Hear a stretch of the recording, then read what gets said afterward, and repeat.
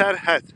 Bax, indi mən danışa-danışa, telefon əlimlə, qəbirstanlıqdan çıxıb, İsveçrədən keçirəm Fransaya. Yəni, mən bu şeyləri dəfələrlə çəkib göstərmişəm.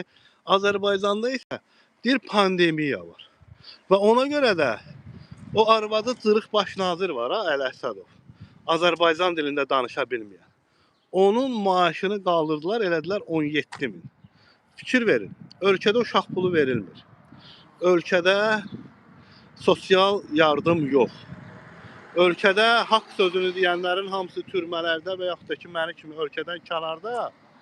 İlham Əliyev Əli Əsədovun 10 milyon xalqı aşağılayaraq baş nazirin maaşını qaldırır, 17 min eləyir. Məyər Əli Əsədovun maaşa ehtiyacı var? Bax, burada yazır ki, Auschwitz,